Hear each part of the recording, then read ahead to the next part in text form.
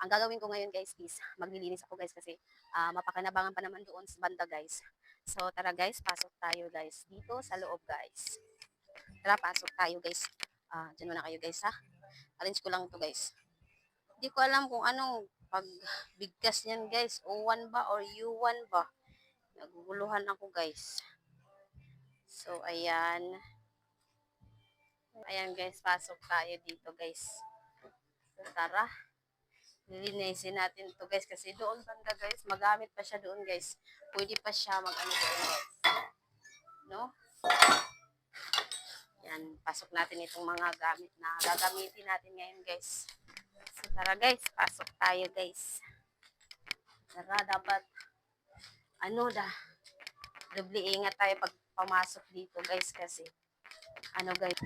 So ayan guys, ito yung gagamitin natin ngayon guys. Meron tayo ditong pala. Anong tawag nito guys? Basta ito. Tapos meron yung wireless ting-ting, dustpan, tapos martilyo guys. Ito yung gagamitin natin ngayon dito sa paglilinis. So first kong gagawin is, tatanggalin ko muna ito guys, no? Kasi magagamit pa ito dito banda guys. Magagamit pa ito guys. Pwede ka pa dito mag-tiktok at saka pwede pa dito guys magtambay guys. Oh, so tara. Unahin muna natin ito pagtanggal guys, no?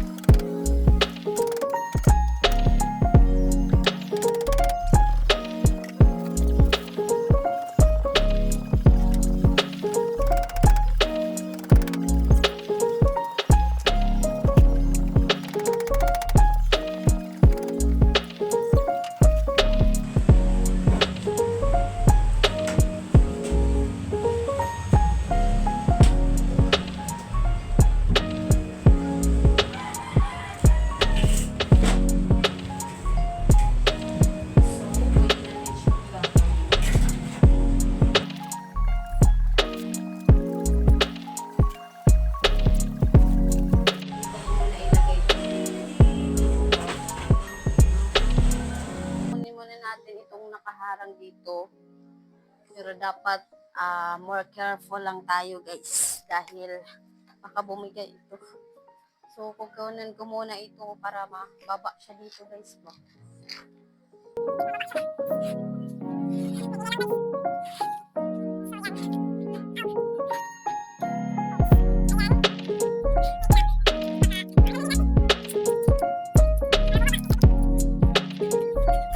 So tara guys, mag-umpisa na tayo guys.